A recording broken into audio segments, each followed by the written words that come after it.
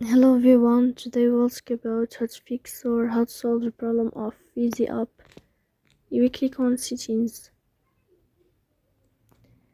In this page you will go to apps, default apps, app settings.